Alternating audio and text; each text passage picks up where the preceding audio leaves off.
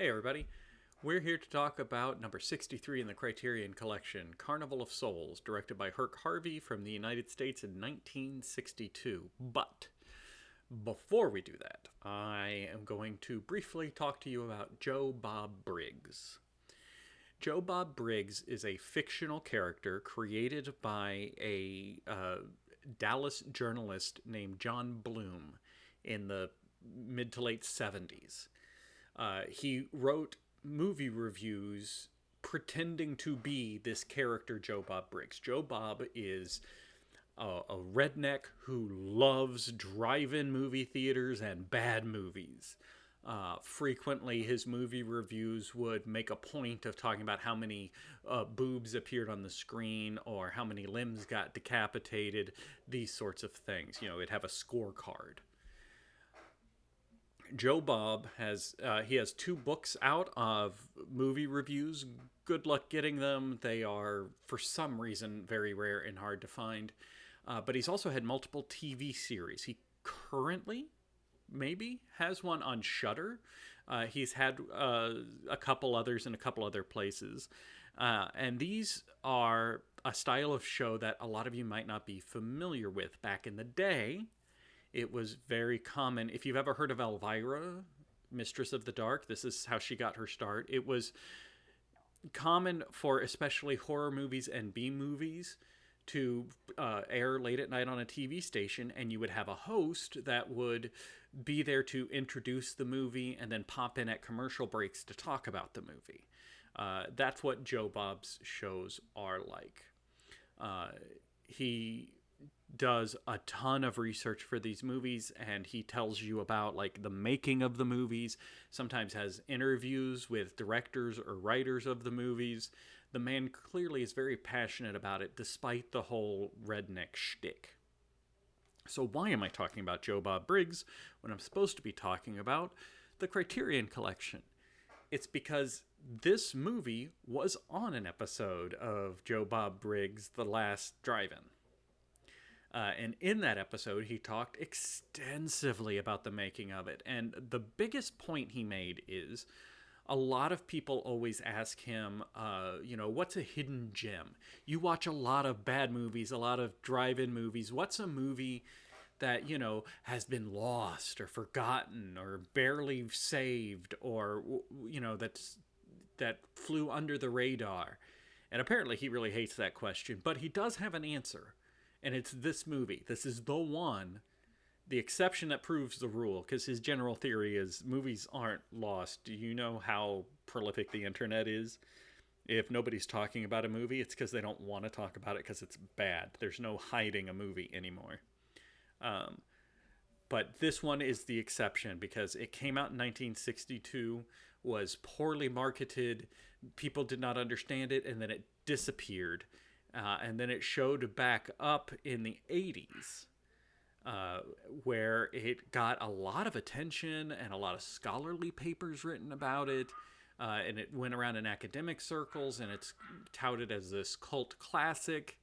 It got rediscovered. And part of the reason it got rediscovered is because it's in the public domain, which means anybody can air it for free without having to worry about licensing fees. So like if I wanted to just upload the entire movie Carnival of Souls to YouTube, I can. It's probably on there because it's not copywritten anymore. It's public domain. So a lot of people will share it, and Night of the Living Dead, also a public domain film. And that's what got it the attention. That's what brought it back to the public eye, is people realizing, oh, it's a free resource. I can just put it out there. So what is the movie about? It is about a young woman who gets in a tragic car wreck. And she is the lone survivor before she goes out to move to a new town where she is completely entranced with this abandoned sort of amusement park wellness center on the edge of town that used to be a thing but is now just this decrepit, collapsed thing. And she keeps having dreams about it and spirits there, and she finds herself being haunted or pursued by a ghoul like in her day-to-day life. Yeah, that's the vibe of the movie. Is she feels this mysterious pull. She's being haunted by this specter. She doesn't know what's going on. Nobody believes her. Nobody will help her. Carnival of Souls.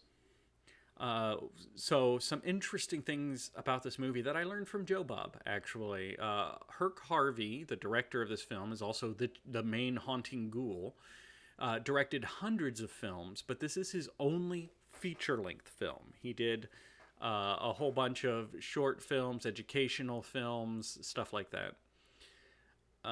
He also shot this movie in sequence, which is really weird. That's an odd choice. If you don't know how filmmaking works, let's say we're gonna set up a fictional movie real quick, all right? And so the main scenes are gonna be the main guy's house, the main guy's work, and then we'll say he goes on vacation to California at one point in the story, right? So there's our three things. Now, shooting it in sequence would mean shooting it exactly as you see the film. Films almost never shoot in sequence.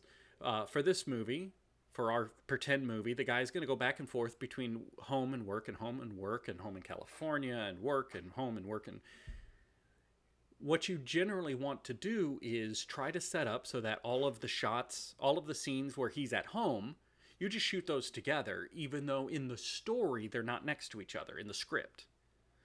Because every time you set up for a shot, that's, a lot of equipment, a lot of manpower to set up, get the lighting, get the shot. And it's much more cost effective to not continually move locations. All right, we shot the 5 minutes at home, pack everything up, let's go to the office, unpack everything, set up, let's shoot for a couple hours here. Okay, now pack everything up. The next scene is back at his house. Let's move back. That doesn't make sense. So movies very often, in order to save time and money, will try to get all the shots at one location and then they move to the next. This is why films are almost never shot in sequence. So choosing to shoot this film in sequence is really strange, especially since the town she's living in and the abandoned wellness center amusement park that is so central to her, where she has dreams of and she goes to visit in person a couple of times, were not close to each other at all. I believe most of the town stuff was shot in Kansas, and the wellness stuff was out near Salt Lake City. So apparently the director was just like packing everything up, driving out there, shoot this sequence, then drive back, shoot all the Kansas stuff. Oh, it's time to go back again. Strange choice. The movie is black and white. The cinematography is beautiful. There's a lot of really pretty shots in here. Black and white can look very good if you know what you're doing, and the crew here did know what they were doing. The whole film, though, is a drive-in B movie. There's no hiding that, right? Just because it's in the Criterion collection and just because it has some critical acclaim and some academic acclaim, this is a B movie, and it feels like a B movie. And that's not a bad thing, but that's coming to the question of, should you watch this? Again, this is going to be, like I so often say, it's going to kind of be a you call, right? Do you like bad movies? If so, you're probably going to dig this one. Do you hate bad movies? This one might not be for you. I enjoyed it. I think it's very good. I think it's very well done. But I think it was, for me, it's extra help because I did watch the Joe Bob Briggs version where he comes in and tells you a lot of behind the scenes stuff sporadically throughout the movie, which is just fun. So I probably talked long enough. I feel like this one is twice the length of the normal reviews because we had to talk about shooting in sequence and Joe Bob Briggs. We had to introduce a couple of concepts. So we're going to go ahead and wrap this up. Our next film is The Third Man, directed by Carol Reed from the United Kingdom, 1949. The name is familiar to me, but I don't know why, so I'm going into this one pretty blind. It sounds like a Hitchcock title to me, but clearly it's not. It's directed by Carol Reed. But the next time you see this face, we will know more. I'll see you there.